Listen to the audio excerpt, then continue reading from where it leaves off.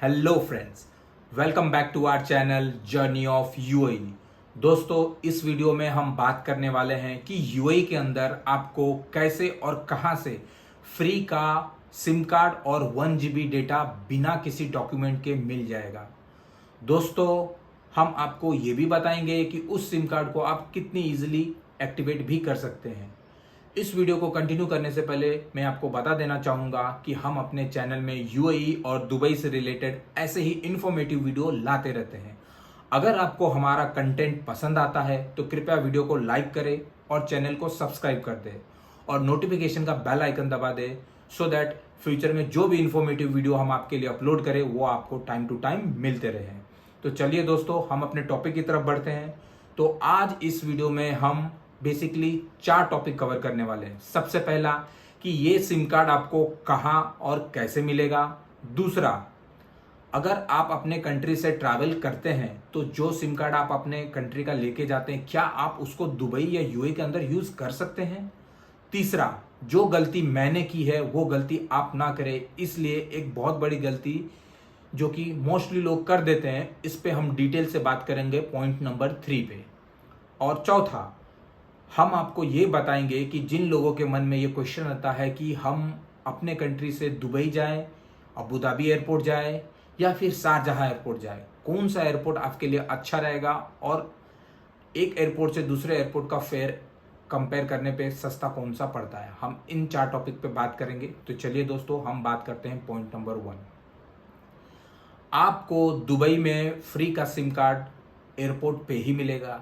जब आप tourist visa पे दुबई जाते हैं तो इमिग्रेशन के टाइम, इमिग्रेशन तब होता है जब आप फ्लाइट से लैंड कर जाते हैं और जब एयरपोर्ट के अंदर घुसते हैं तब वहाँ पे सबसे पहला इमिग्रेशन होता है, जहाँ पे कि आपका एक बायोमेट्रिक टेस्ट होता है। आपको उस स्कैनर के अंदर आप देखना पड़ेगा, वो आपका रेटिना स्कैन करता है और वहाँ पे आपके पासपोर्ट के ऊपर स्टैंप लग जाता है और वहाँ से आपका इमिग्रेशन खत्म होकर आप बाहर जाते हैं। उसी समय जब आपका वो स्टैंप लगा के पासपोर्ट रिटर्न करेगा, उसके साथ आपको कुछ ऐसा एक सिम कार्ड देखने को मिलेगा जो कि डीयू का है। ये एक डीयू सिम है।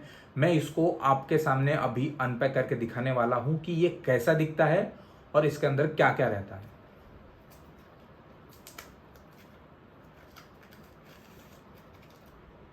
तो दोस्तों, ये कुछ ऐसा दिखता है और ये डीयू कंपनी का सिम है जो कि दुबई में मिलता है और इसके साथ साथ वहाँ आपको एटिसलाट और वर्जिन कंपनी का भी सिम कार्ड मिल सकता है। लेकिन ये कंपनी का सिम आपको फ्री मिलेगा। जब आपका इमिग्रेशन कंप्लीट हो जाएगा तब आपको ऐसा एक सिम कार्ड उस पासपोर्ट के साथ ही दे दिया जाएगा और आप इसको एक्टिवेट सिर्फ और सिर्फ एक एसएमएस करके एक्टिवेट कर सकते हैं, या फिर आप जैसे ही एक सिम कार्ड पे अपना सिम कार्ड मोबाइल पे लगाएंगे आपको एक मैसेज करना पड़ता है, जो कि मैं आपको डिस्क्रिप्शन में दे दूंगा डिटेल्स, और आपको इजिली एक्टिवेट कर सकते हैं। अब बात करते हैं, और इसके लिए आपको कोई भी डॉक्यूमेंट देने की जरूरत नहीं है दोस्तों। आपका जैसे इमिग्रेशन होगा फ्री में मिल जाएगा और आपको कुछ करने की जरूरत नहीं है। अब बात करते हैं पॉइंट नंबर 2 की। तो पॉइंट नंबर 2 है, अगर आप अपने कंट्री का कोई भी सिम कार्ड लेके जाते हैं तो वहां पे आपको एक छोटा सा 49 दिरहम का रिचार्ज करना पड़ेगा, या फिर एक उसके स्पेसिफिक आपको कॉल के लिए चाहिए या फिर डेटा के लिए चाहिए। वहाँ पे 2 टाइप के रिचार्ज होते हैं। आपको डेटा चाहिए तो आप डेटा कर सकते हैं, कॉल और ओटीपी के लिए अगर आपको रिचार्ज माना तो आप उसका रिचार्ज कर सकते हैं।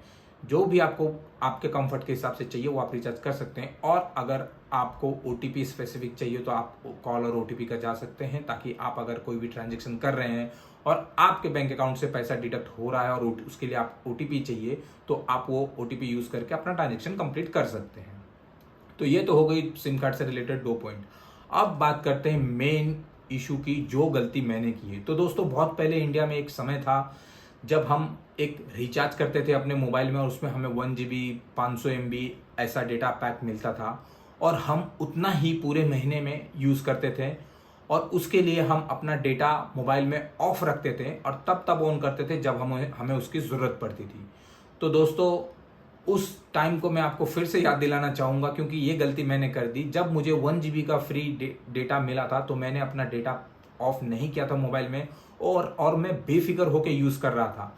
हालांकि आप अपने हॉस्टल में या फिर मेट्रो के अंदर या कहीं भी रहे, वाईफाई आपको दुबई में मिलता रहेगा, लेकिन जहाँ पे वाईफाई नहीं है वहाँ पे दोस्तों बैकग्राउंड में अगर कोई ऐप डाउनलोड हो रहा, कोई एप्लीकेशन हो रही है, तो वहाँ पे आपका डेटा जा रहा है। और मेरे साथ भी यही हुआ, मुझे पता भी नहीं चला कब बैकग्राउंड में मेरे 1 GB खत्म हो गए। और नेक्स्ट दिन जब मुझे कहीं जाना था और मैंने अपने फ़ोन में गूगल मैप लगाया कि मुझे यहाँ कैसे पहुँचना, तब देखा कि मेरा डेटा पैक ख़त्म हो चुका था। और दोस्तों तब मैं ना अपने होटल में था, ना ही मेट्रो के पास था। बीच मझधार में मेरी नाव अटक गई थी दोस्तों। ना ही मैं किसी को हेल्प के लिए पुकार सकता था, ना ही मेरे पास कोई दोस्त है जिससे मैं हॉटस्पॉट लेके कोई रिचार्ज भी कर सकता। मैं रिचार्ज भी नहीं कर पाया दोस्तों। मुझे वापस अपने होटल में जाना पड़ा, वाईफाई कनेक्ट करना पड़ा, रिचार्ज मैंने किया और फिर मैं वापस आया। तो दोस्तों आपको अगर 1 GB डेटा फ्री मिल रहा तो आप उसको प्रॉपर यूज़ कीजिए। यहाँ पे तो वैसे सबको जियो की आदत है, 1.5 GB 2 GB डे का है, तो वो ख़त्म भी नहीं होता, तो वो डेटा ऑफ नहीं करते हैं। और एक चीज़ बताना चाहूँगा, वहाँ पे डेटा पैक रिचार्ज बहुत ही कॉस्टली है। इसलिए मैं आपसे रिक्वेस्ट करूँगा, अगर आप 7 दिन के लिए 5 दिन के लिए टूरिस्ट वीज़ा पे जा रहे हैं तो एक 1 GB अप्रोप्रिएटली यूज़ करिए। और जहाँ ज़रूरत नहीं आप वाईफाई यूज़ कीजिए, दुबई में वाईफाई हर जगह फ्री है, तो आप उसको यूज़ कर सकते हैं। अब बात करते हैं पॉइंट नंबर 4 की, कि आपको कौन से एयरपोर्ट में उतरना चाहिए, कौन सा एयरपोर्ट आपको अच्छा पड़ेगा। तो दोस्तों अगर आप अबू धाबी की तरफ जा रहे हैं तो अबू धाबी में का फेयर बहुत ही सस्ता होता है एज़ कम्पेयर टू दुबई और शारजहाँ।